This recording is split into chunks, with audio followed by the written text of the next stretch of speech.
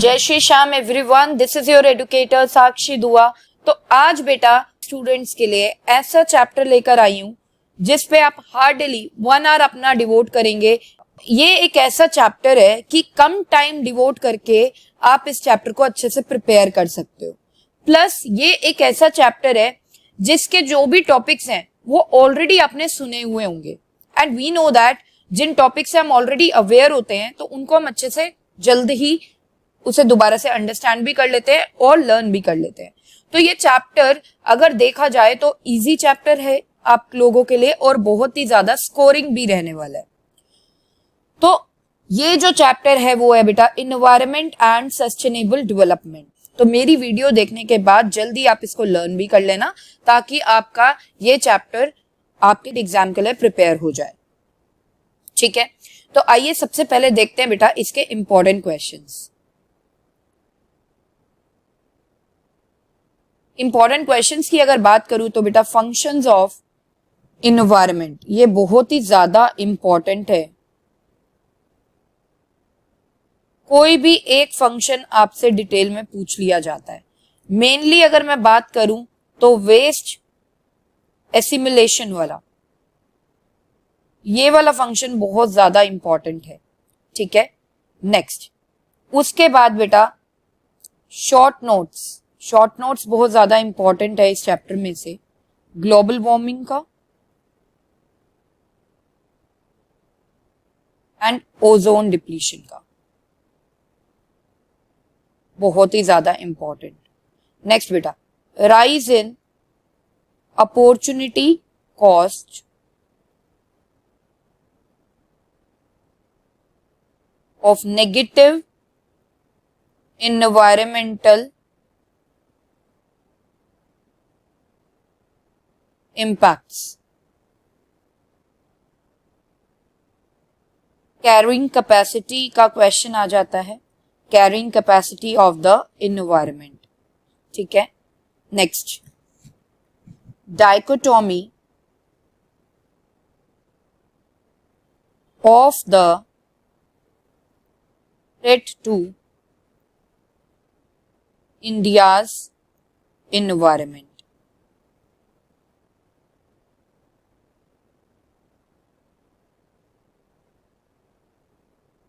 ठीक है, तो ये बेटा बहुत इंपॉर्टेंट क्वेश्चन है। सस्टेनेबल डेवलपमेंट का मीनिंग ऑफ सस्टेनेबल डेवलपमेंट कि सस्टेनेबल डेवलपमेंट क्या है and what are the strategies to achieve sustainable development and its strategies।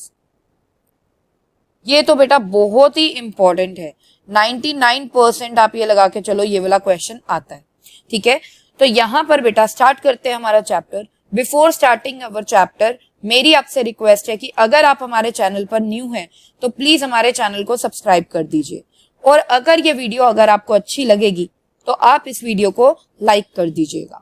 ठीक है, तो चलिए स्टार्ट करते हैं हमारा chapter with the first topic जो कि है मीनिंग ऑफ इन्वायरमेंट। अब इन्वायरमेंट क्या होता है? देखिए, इन्वायरमेंट का मतलब होता है टोटल प्लैनेटरी इनहेरिटेंस। इनहेरिटेंस का मतलब क्या है? जो विरासत में हमें जो चीज मिलती है। ये जो अर्थ है इसके ऊपर जो भी चीजें हैं जो हमें अर्थ के साथ मिला है वो क्या है? वो विरासत में मिली हैं चीजें, उसे बोलते हैं बेटा inheritance. So total planetary inheritance यानी कि वो सारी चीजें, वो सारी टोटल चीजें जो हमारे को हमारे प्लैनेट से मिली हैं। प्लैनेट मतलब अर्थ है ना, जहां पे हम रिजाइड कर रहे हैं। सो जो भी चीजें हैं जो हमें हमारी प्लैनेट से मिली हैं उसे हम क्या बोलते हैं? इन्वायरमेंट।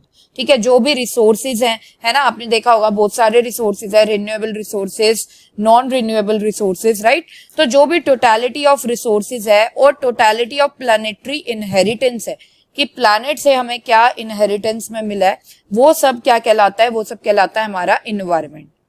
नेक्स्ट इन्वायरमेंट है बेटा biotic and abiotic factors that influence each other. Biotic मतलब क्या होता है? वो वाले फैक्टर्स जो कि लिविंग ऑर्गेनिजम्स हैं।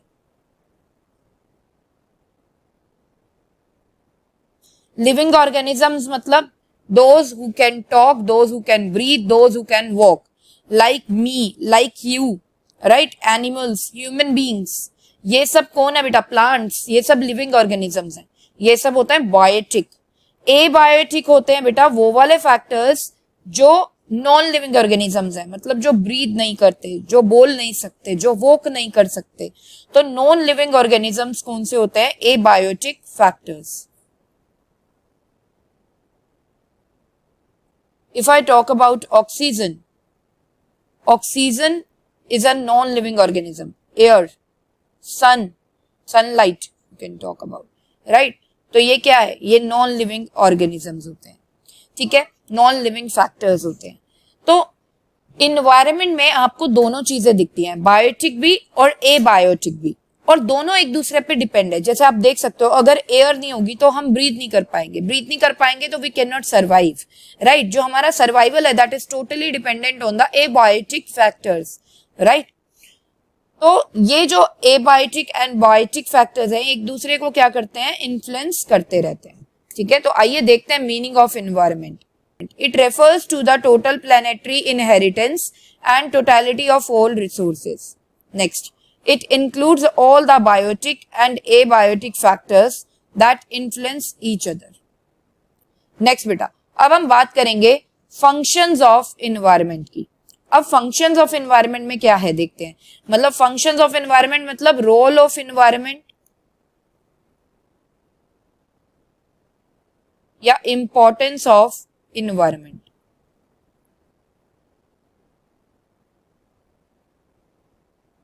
बेटा फंक्शंस यही हैं कि इन्वायरमेंट ने हमें रिसोर्सेज प्रोवाइड किए हैं, इट प्रोवाइड्स रिसोर्सेज। आप देखते हो रिसोर्सेज चाहे रिन्यूएबल हो या नॉन रिन्यूएबल हो, वो रिसोर्सेज कहाँ से मिले हैं? हमें इन्वायरमेंट से मिले, राइट? रिन्यूएबल रिसोर्सेज कौन से होते हैं? एयर, वाटर, ये क्या है? ये रिन्यूएबल है। नॉन रिन्यूएबल रिसोर्सेज कौन से होते हैं? नॉन रिन्यूएबल रिसोर्सेज होते हैं लाइक पेट्रोल, डीजल, ये सब नॉन रिन्यूएबल रिसोर्सेज हैं। नेक्स्ट बेटा, एसिमिलेट्स वेस्ट, वेस्ट को एब्जॉर्व करता है इन्वायरमेंट। आपने देखा होगा कभी बारिश आती है, बारिश आती है तो कीचड़ होता है, तो कीचड़ यूं ही पड़ा नहीं रहता, क्या होता है? 2-3 दिन तक आप देखते हो वो सूख जाता है ना? तो इन्वायरमेंट क्या करता है? इन्वायरमेंट वेस्ट को एब्जॉर्व करता है। हम प्रोडक्शन करते हैं, हम कंजम्पशन करते हैं, उससे क्या जनरेट होता है? उससे वेस्ट जनरेट होता है। अब जो वेस्ट जनरेट होता है वो इन्वायरमेंट क्या कर लेता है? एब्जॉर्ब कर लेता है। इन्वायरमेंट के पास अपनी एसिमिलेशन कैपेसिटी है, एसिमिलेशन कैपेसिटी है, मतलब इन्वायरमेंट की बेटा एक अपने पास उसकी पावर है कि वो एसिमिलेट कर लेता है वेस्ट को, यानी कि एब्जॉर्ब कर लेता है, लेकिन कुछ लिमिट तक, जितनी उसकी कैपेसिटी है उतनी, ठीक है। Next, sustains life. लाइफ अगर हम सरवाइव कर पा रहे हैं अपनी लाइफ, तो वो किसकी वजह से? वो हम इन्वायरमेंट की वजह से सरवाइव कर पा रहे हैं। क्यों? क्योंकि जो भी इंग्रेडिएंट्स है, जो मेन इंग्रेडिएंट्स हैं जो हमें चाहिए अपने आप को सरवाइव रखने के लिए, तो वो हमें कहां से मिलता है? वो हमें मिलता है इन्वायरमेंट से। Like if I talk about sunlight, air, water, right, etcetera. तो ये जो भी चीजें हैं बेटा जो हमें लाइफ के सर्वाइवल के लिए जरूरी है, ये हमें कहां से मिल रही है? इन्वायरमेंट से। सो इन्वायरमेंट हमारी लाइफ को सस्टेन कर रहा है। नेक्स्ट बेटा, provide aesthetical services. Aesthetical services क्या होता है? Scenic beauty.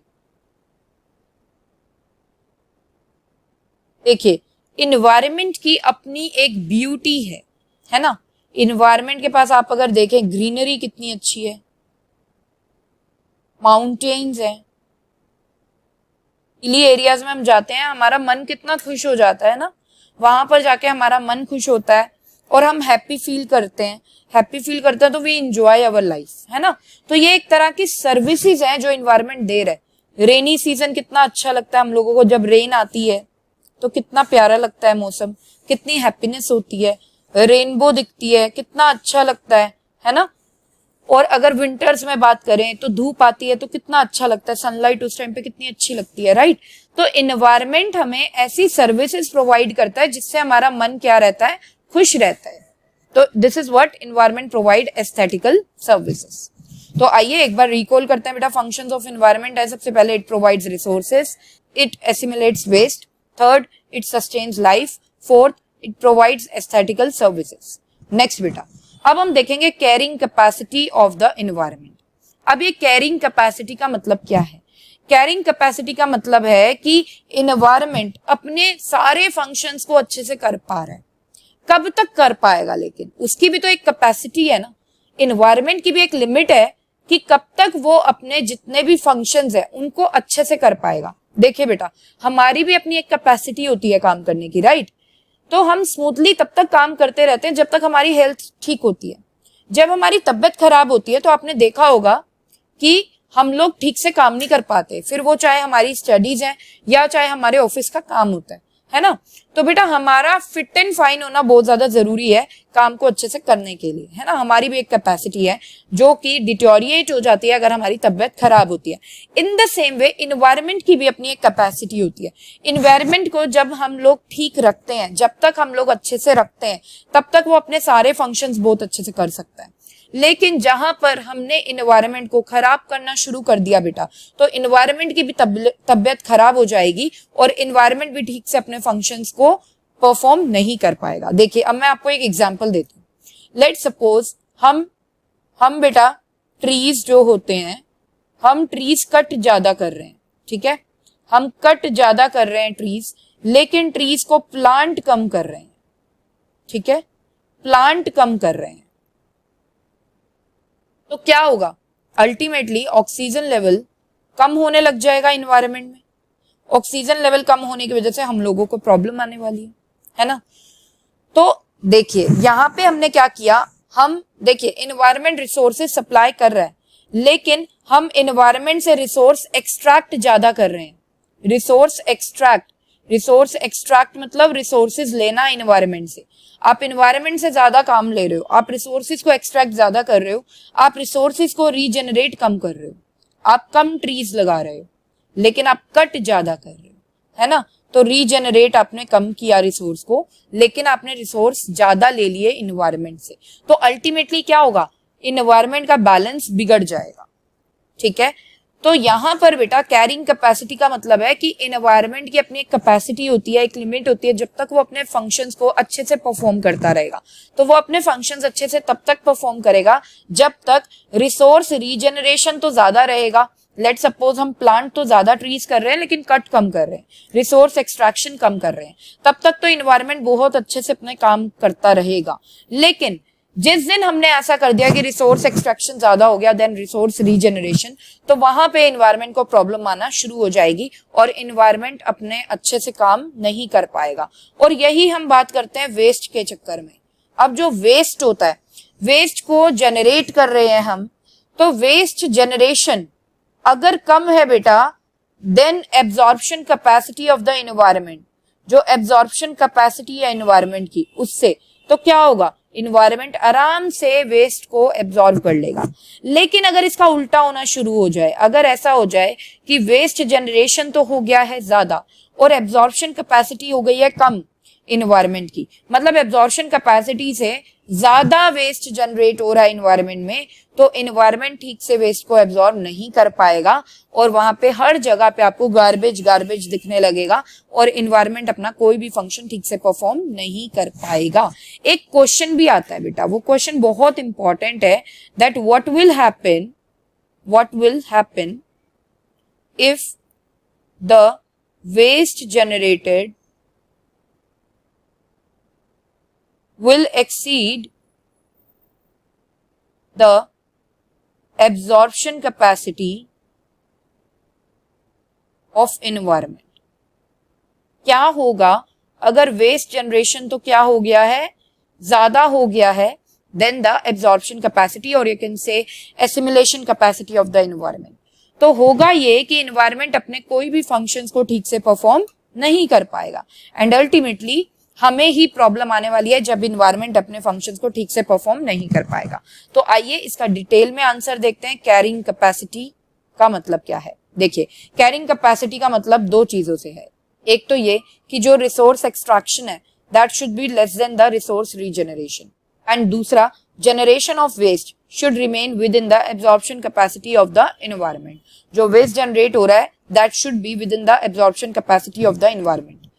If the above conditions are not fulfilled, अगर ये कंडीशन फुलफिल नहीं होती है, मतलब अगर ऐसा हो जाता है कि रिसोर्स एक्सट्रैक्शन ज्यादा हो गया है रिसोर्स रीजनरेशन से, या वेस्ट ज्यादा जनरेट हो गया है then absorption capacity of the environment से, then environment fails to perform its vital function of life sustenance. So environment अपने functions को perform नहीं कर पाएगा और mainly life sustenance का जो function है उसे अच्छे से परफॉर्म नहीं कर पाएगा and it will lead to the situation of environmental crisis, और एनवायरमेंटल क्राइसिस आ जाएगी। अब ये एनवायरमेंटल क्राइसिस का मतलब होता है बेटा कि एनवायरमेंट की तबीयत खराब हो जाना, कि एनवायरमेंट ठीक से अपने फंक्शंस को परफॉर्म नहीं कर पा रहा है। तो अगर आ जाए what do you mean bye environmental crisis, आप यही बताने वाले हो कि जब एनवायरमेंट का बैलेंस बिगड़ जाता है और एनवायरमेंट अपने फंक्शंस ठीक से परफॉर्म नहीं कर पाता है और एनवायरमेंट में ये देखा जाता है कि जो रिसोर्स एक्सट्रैक्शन है वो ज्यादा हो रहा है रिसोर्स रीजनरेशन से, या जो वेस्ट जनरेशन है वो ज्यादा हो रहा है absorption capacity of the environment से, तो अल्टीमेटली एनवायरमेंट फेल हो जाएगा अपने फंक्शंस को परफॉर्म करने में, जिसे हम बोलते हैं environmental crisis. So I hope आपको यहाँ पर अच्छे से समझ में आया होगा। अब आगे चलते हैं बेटा।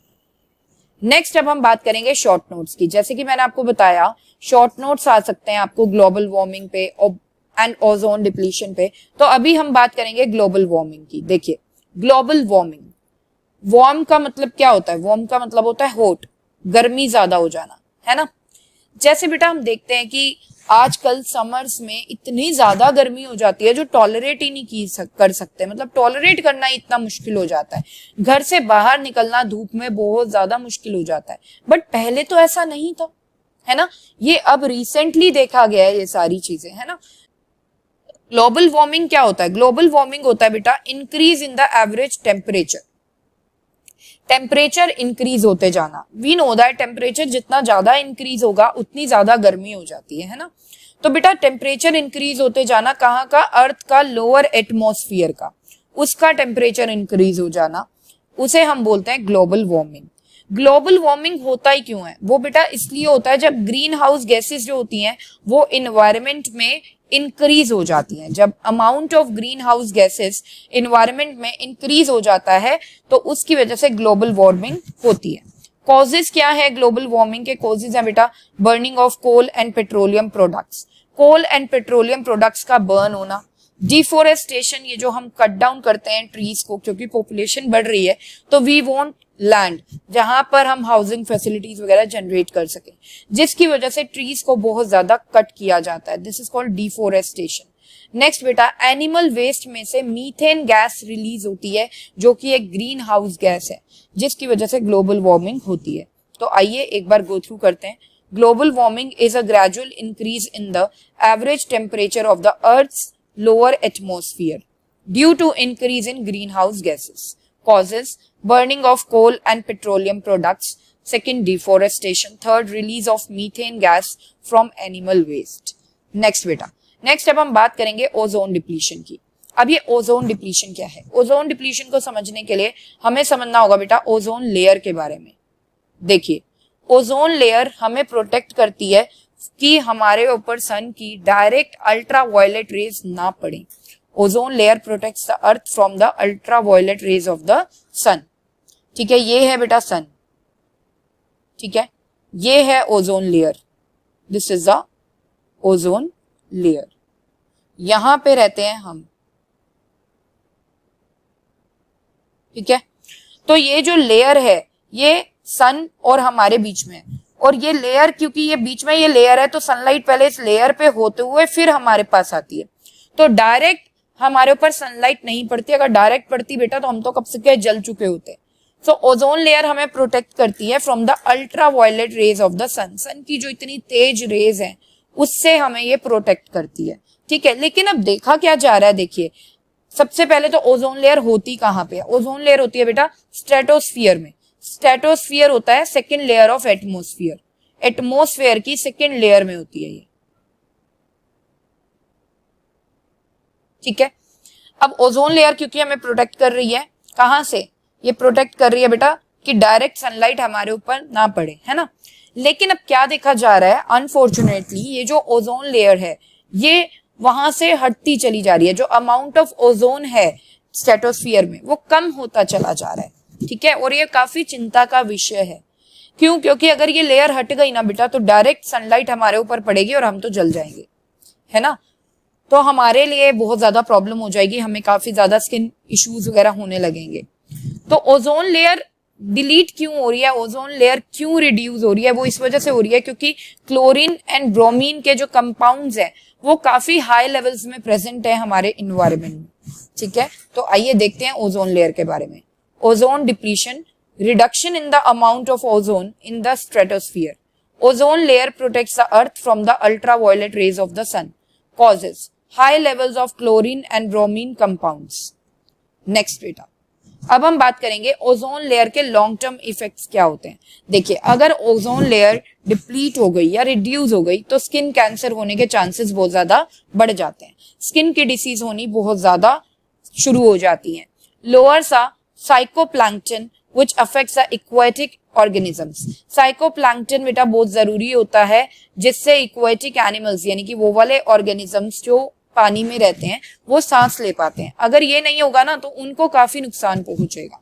तो ओजोन लेयर क्योंकि कम हो रही है तो जिसकी वजह से साइकोप्लैंक्टन भी प्रोड्यूस होना कम हो जाता है, जिसकी वजह से एक हार्मफुल इफेक्ट जाता है इक्वेटिक ऑर्गेनिजम्स पे, ठीक है। तो यहां तक बेटा आप इसको लर्न कर लीजिएगा। आगे देखते हैं, rise in opportunity cost of negative environmental impacts. देखिए, इन्वायरमेंट को हम ही तो खराब कर रहे हैं ना, हमारे ह्यूमन एक्टिविटीज की वजह से ही इन्वायरमेंट इम्बैलेंस होता है। हम बहुत बड़ा रीजन है बेटा अपने इन्वायरमेंट को खराब करने के लिए। आप खुद ही अपने आप को ऑब्जर्व करिए। बीइंग टीनेजर्स, आप छोटी सी एज के हो और क्या होता है, आपको कहीं पर भी जाना हो, छोटी सी साइड वाली जगह पे भी जाना हो, पास में ही है, 1-2 किलोमीटर की दूरी पे है, और आप क्या करते हो, आप बेटा स्कूटी उठाते हो, है ना, आप कार उठाते हो अपनी। तो क्या कर रहे हैं हम, इन्वायरमेंट के बारे में तो सोच ही नहीं रहे कि इन्वायरमेंट में पोल्यूशन क्रिएट होगा, राइट। तो जैसे हम नहीं सोच रहे हैं वैसे कोई भी सोच नहीं रहा है, कोई भी नहीं सोच रहा है, तो उससे क्या होता है बेटा, इन्वायरमेंट को डैमेज पहुंच रहा है, इन्वायरमेंट में पोल्यूशन बहुत ज्यादा बढ़ रहा है, इन्वायरमेंट ठीक से अपने फंक्शंस को परफॉर्म नहीं कर पा रहा है। पहले कुछ जनरेशंस पहले पानी बेटा एक फ्री गुड हुआ करता था, water was a free good, उसके लिए हमें पैसे नहीं देने पड़ते थे। लेकिन जिस हिसाब से हम एनवायरनमेंट को यूज कर रहे हैं, पोल्यूशन की वजह से, पास्ट डेवलपमेंट्स की वजह से जो रिवर्स हैं वो ड्राई हो चुकी हैं, और अब वाटर क्या है, वाटर एक इकोनॉमिक गुड बन चुका है। मतलब वाटर के लिए भी हमें पैसे देने पड़ते हैं। आपने देखा होगा वाटर के बड़े बड़े बिल आते हैं हमारे घर पे, है ना। अच्छा, तो ये जो खर्चा हमें बिना मतलब का पड़ रहा है बेटा, ऊपर से हमारी हेल्थ और डिटोरिएट होती है, जिसकी वजह से हम डॉक्टर्स पे जाके इतना हैवी पैसा स्पेंड करते हैं अपने आप को ठीक करने के लिए। हेल्थ एक्सपेंडिचर मतलब हमारा बढ़ गया है अगर देखा जाए तो, हेल्थ एक्सपेंडिचर। अब ये जो हेल्थ एक्सपेंडिचर हम कर रहे हैं, क्यों कर रहे हैं, क्योंकि एनवायरनमेंट डिटोरिएट करा है हमने। यही अगर हमने एनवायरनमेंट को ठीक से रखा होता ना, तो जो आज हम ये डॉक्टर्स के ऊपर खर्चा कर रहे हैं हेल्थ एक्सपेंडिचर फालतू का अपने डिसीज को ठीक करने के लिए, तो ये वाला खर्चा हम और अच्छी जगह पे पैसा स्पेंड कर सकते थे, यूज कर सकते थे, जिससे हम आगे अपनी पर्सनैलिटी डेवलप कर सकते थे। और वो पैसा आज हम कहाँ लगा रहे हैं, हम डॉक्टर्स के पास जाकर अपनी डिसीज को ठीक कराने के लिए लगा रहे हैं। तो मतलब ये अपॉर्चुनिटी कॉस्ट बहुत ज्यादा पड़ रही है बेटा हमें नेगेटिव इन्वायरमेंटल इम्पैक्ट्स की। ये जो हमारी वजह से इन्वायरमेंट इम्बैलेंस हो गया है और हमें डिसीज होने लग गई है, तो बहुत ज्यादा अपॉर्चुनिटी कॉस्ट आ रही है इस चीज की। अपॉर्चुनिटी कॉस्ट क्या होता है कि ये पैसा जो मैं हेल्थ एक्सपेंडिचर कर रही हूँ, ये मैं कहीं और अपनी पर्सनालिटी डेवलप करने में लगा सकती थी, अपनी एडुकेशन, अपनी क्वालिफिकेशन और ज्यादा अटेन करने में लगा सकती थी, जिसका मुझे काफी अच्छा बेनिफिट मिलता, राइट। और ये मैं कहाँ लगा रही हूँ, ये मैं डिसीज ठीक करने में लगा रही हूँ। तो ऐसे मेरा ही नहीं, क्या हो रहा है, कंट्री का पैसा भी खराब हो रहा है, उसकी भी अपॉर्चुनिटी कॉस्ट हाई है। हम काफी ज्यादा अमाउंट स्पेंड कर रहे हैं टेक्नोलॉजी एंड रिसर्च में, ताकि हम नई कोई टेक्नोलॉजी ला सके जिससे हम इन्वायरमेंट को बचा सके। Expenditure on health is rising, health के ऊपर जो हमारा एक्सपेंडिचर है वो भी इंक्रीज होता जा रहा है। तो ओवरऑल जो हमारी अपॉर्चुनिटी कॉस्ट है बेटा, वो क्या हो रही है, नेगेटिव इन्वायरमेंटल इम्पैक्ट्स की वजह से बढ़ रही है। जो ये एनवायरमेंट हमारी वजह से नेगेटिव हो गया है, ठीक से फंक्शन परफॉर्म नहीं कर पा रहा है, उसकी वजह से बहुत सारा पैसा हमें उस एनवायरमेंट को ठीक करने में लग रहा है, जो हम कहीं और लगा सकते थे, हम अपने ऊपर लगा सकते थे, काफी ग्रो कर सकते थे, और हम ग्रो नहीं कर पा रहे, हम एनवायरमेंट को ठीक करने में इतना सारा पैसा स्पेंड कर रहे हैं। तो आइए देखते हैं, Past developments has polluted and dried up rivers, making water an economic good. Huge amounts on technology and research. Expenditure on health is rising. Next बेटा, अब हम बात करेंगे dichotomy of the threat to India's environment. Dichotomy मतलब होता है दो तरफा, और dichotomy का मतलब कहीं ना कहीं ये होता है जो सोचा नहीं था वो भी निकल आता है ना। तो यहाँ पर क्या देखा जा रहा है कि ये जो इंडिया का इन्वायरमेंट है वो बेटा खतरे में है। थ्रेट मतलब डर, खतरे में है। किसकी वजह से खतरे में है? दोनों लोगों की वजह से, पुअर पीपल की वजह से भी, यानी कि इकोनॉमिकली बैकवर्ड पीपल की वजह से भी, एंड रिच पीपल की वजह से भी। अब ऐसा कैसे? देखिए बेटा, पुअर पीपल जो हैं उनके पास पैसा नहीं होता, पैसा कमाने के लिए वो क्या करते हैं, इन्वायरमेंट से ही कुछ रिसोर्सेज ले लेते हैं और उसको बेचना शुरू कर देते हैं। जैसे वुड काट ली बहुत सारे ट्रीज की और जाके बेच आए, है ना, हनी निकाल ली और वो जाकर बेच आए, है ना। तो इससे क्या हो रहा है, इससे बेटा इन्वायरमेंट पे एक प्रेशर आ रहा है ना। इन्वायरमेंट पे बेटा एक प्रेशर क्रिएट कर रहे हैं पुअर पीपल, है ना, क्योंकि वो अपनी बेसिक नीड्स को पूरा करने के लिए जो उन्हें अर्निंग चाहिए वो भी वो कहाँ से ले रहे हैं, इन्वायरमेंट से ले पा रहे हैं। और जो रिच पीपल है इनकी डिमांड्स ही बहुत होती हैं, लग्जरीज भी इनको अपनी पूरी करनी है, तो इनकी डिमांड ज्यादा है। इस डिमांड को फुलफिल करने के लिए इन्वायरमेंट के ऊपर प्रेशर आता है, क्योंकि जो रिसोर्सेज हमें चाहिए प्रोडक्शन करने के लिए ताकि जो रिच पीपल की इंक्रीजिंग डिमांड्स हैं उनको फुलफिल किया जाए, तो वो रिसोर्सेज कहाँ से आते हैं, वो रिसोर्सेज इन्वायरमेंट से आते हैं। तो इस तरीके से इन्वायरमेंट पे प्रेशर पड़ रहा है पुअर पीपल की वजह से भी और रिच पीपल की वजह से भी, और इसी को ही बोलते हैं बेटा थ्रेट टू इंडियाज इन्वायरमेंट। ये जो पुअर पीपल की वजह से इन्वायरमेंट के ऊपर एक थ्रेट आ रहा है, इसे हम ये भी बोल सकते हैं poverty induced environmental degradation. Poverty मतलब गरीबी, गरीबी की वजह से क्या हो रहा है, इन्वायरमेंट पे डिटेरिएशन हो रहा है, इन्वायरमेंट को डैमेज पहुंच रहा है, राइट, इन्वायरमेंट के रिसोर्सेज खत्म हो रहे हैं। अच्छा, threat of pollution from a rapidly growing industrial sector. अब इंडस्ट्रियल सेक्टर ग्रो हो रहा है, क्यों ग्रो हो रहा है, क्योंकि रिच पीपल की नीड्स को फुलफिल करना है, रिच पीपल की डिमांड्स को फुलफिल करना है। तो इंडस्ट्रियल सेक्टर ही होता है ना जो प्रोडक्शन करता है, तो वो प्रोडक्शन ज्यादा कर रहा है, प्रोडक्शन ज्यादा कर रहा है, जिसकी वजह से पोल्यूशन क्रिएट हो रहा है इन्वायरमेंट, है ना, और इन्वायरमेंट हमारा खराब हो रहा है। तो अगर देखा जाए बेटा तो जो डेवलपमेंटल एक्टिविटीज है इंडिया में वो क्या कर रही हैं, वो एक प्रेशर क्रिएट कर रही हैं ऑन द नेचुरल रिसोर्सेज।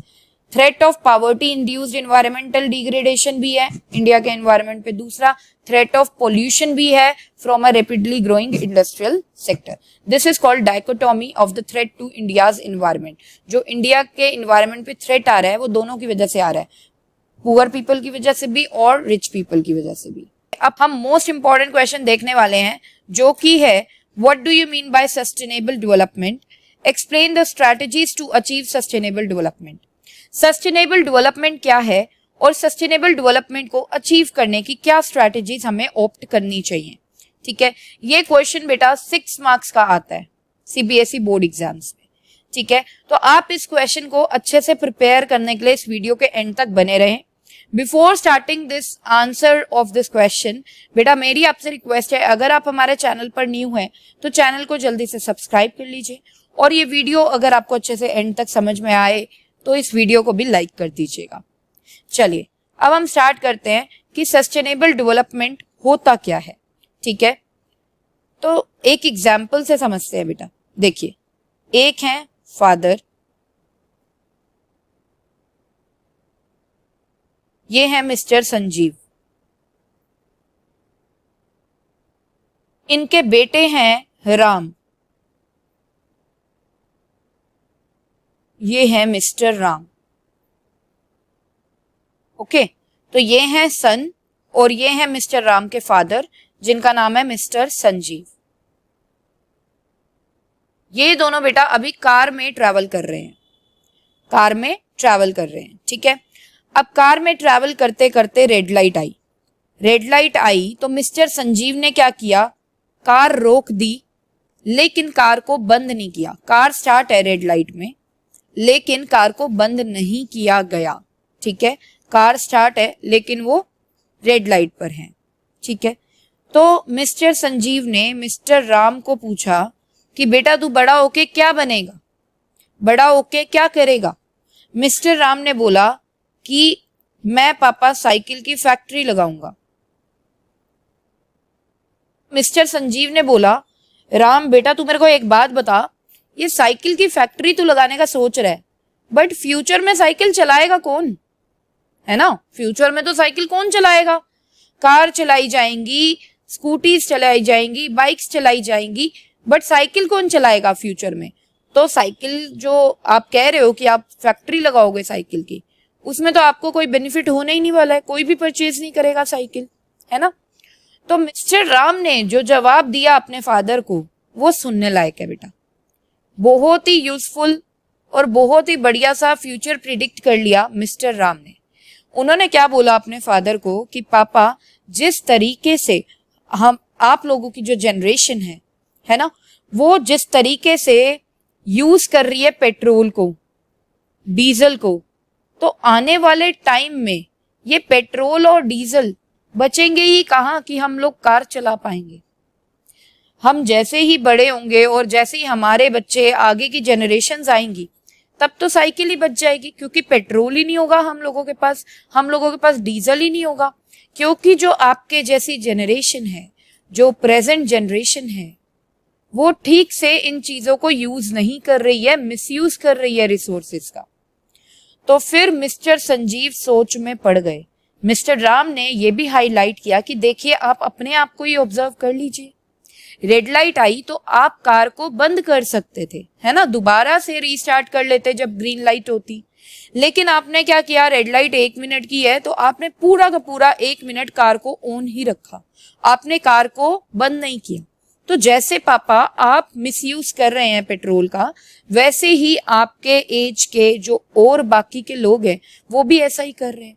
तो अगर और आप जैसे लोग इसी तरीके से पेट्रोल को यूज करते रहेंगे या डीजल को यूज करते रहेंगे, तो एक टाइम ऐसा ही आने वाला है कि हमारे लिए साइकिल के चलाने के अलावा और कोई ऑप्शन होगा ही नहीं। तो डेफिनेटली साइकिल फैक्ट्री प्रॉस्पर करेगी, है ना। तो ऐसा इतना प्यारा आंसर मिस्टर संजीव के मन पे भा गया और मिस्टर संजीव ने रेड लाइट में कार बंद कर दी। तो यहां से आपने क्या सीखा बेटा? आपने ये सीखा, देखिए, जो प्रेजेंट जनरेशन है उन्हें विरासत में रिसोर्सेज मिले प्लैनेट के, है ना, डीजल कह लो, पेट्रोल कह लो, ये उन्हें प्लैनेट से मिले प्रेजेंट जनरेशन को।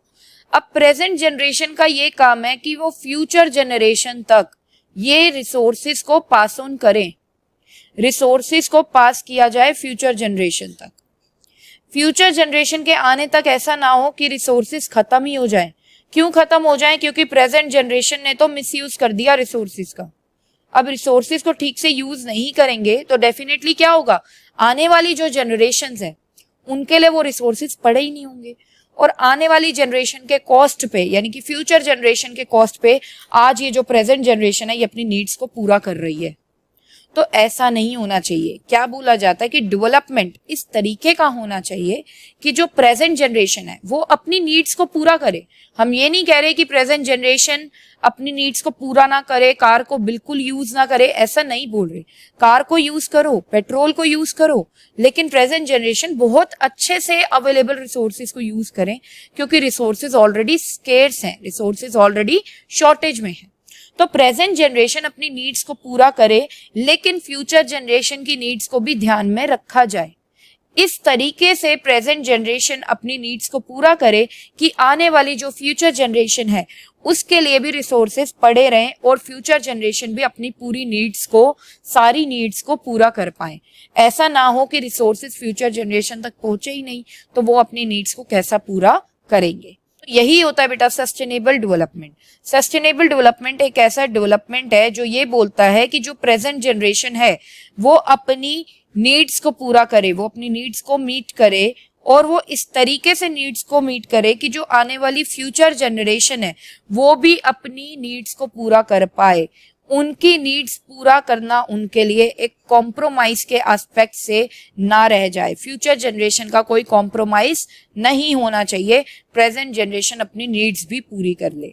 तो आइए रिकॉल करते हैं Sustainable development is the development that meets the needs of the present generation without compromising the ability of the future generation to meet their own needs. ठीक है, आइए बेटा अब हम देखेंगे स्ट्रैटेजीज कि कौन कौन सी स्ट्रैटेजीज हमें ऑप्ट करनी चाहिए जिससे कि सस्टेनेबल डेवलपमेंट हम अचीव कर ले।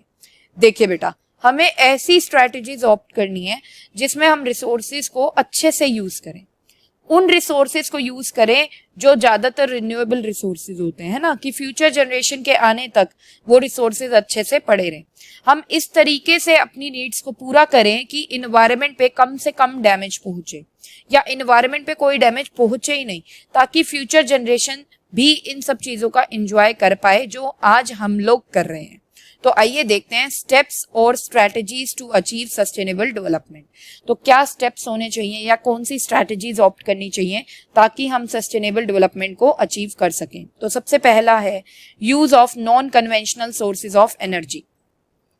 अब ये non conventional sources of energy क्या होता है? देखिए बेटा, non conventional sources of energy होता है जो अभी अभी रिसेंटली डेवलप हुई हैं, अभी अभी रिसेंटली यूज होना शुरू हुई हैं, और ये ऐसी सोर्सेज ऑफ एनर्जी हैं जो बहुत ज्यादा यूज नहीं होती हैं, बहुत ज्यादा वाइडली एक्सेप्टेबल नहीं है, बहुत कम लोग इन्हें यूज कर रहे हैं।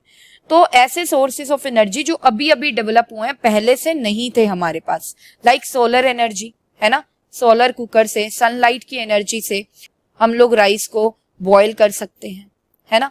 तो सोलर एनर्जी जो सनलाइट से हमें एनर्जी मिलती है, विंड एनर्जी, विंड मिल से जो इलेक्ट्रिसिटी जनरेट होती है that is called wind energy. Sunlight से भी हम इलेक्ट्रिसिटी जनरेट कर लेते हैं जिसे हम बोलते हैं सोलर एनर्जी। तो हमें क्या यूज करना चाहिए? हमें यूज करना चाहिए non conventional sources of energy, यानी कि वो वाले सोर्सेज ऑफ एनर्जी जो रिसेंटली डेवलप हुए हैं। ठीक है, देखिए सोलर एनर्जी और जो विंड एनर्जी है ये बेटा इन्वायरमेंटल फ्रेंडली है, इको फ्रेंडली है, इससे इन्वायरमेंट पे कोई डैमेज नहीं पहुंचने वाला। सनलाइट यूज हो रही है और विंड यूज हो रही है, तो उससे तो क्या इन्वायरमेंट पे डैमेज पहुंचेगा। नेक्स्ट, एलपीजी गोबर गैस इन रूरल एरियाज।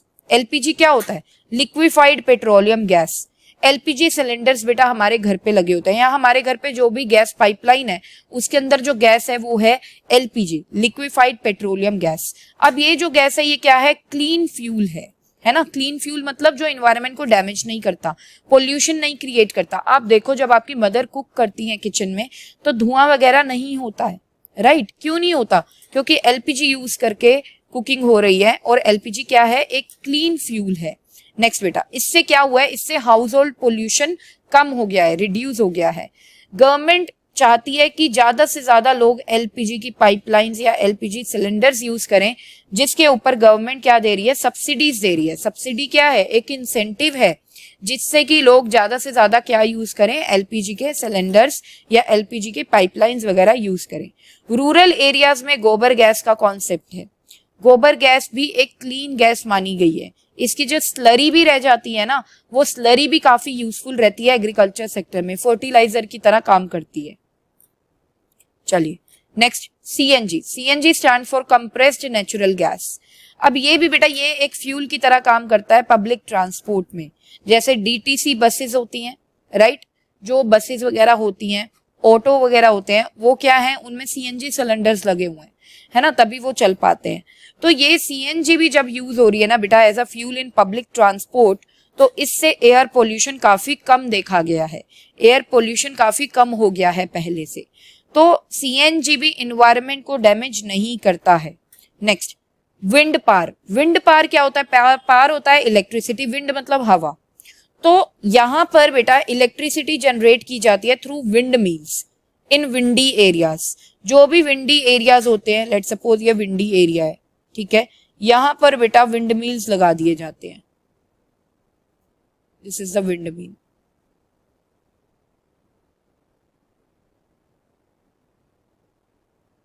ये विंड मिल्स लगा दिए। अब जैसे ही बेटा हवा बहुत तेजी से इनके ऊपर आएगी ना, तो क्या होगा? उस प्रेशर से जिससे हवा आ रही है, जब विंड चलती है बहुत तेज, तो ये क्या होने लग जाएंगे? ये रोटेट करने लग जाएंगे, चलने लग जाएंगे।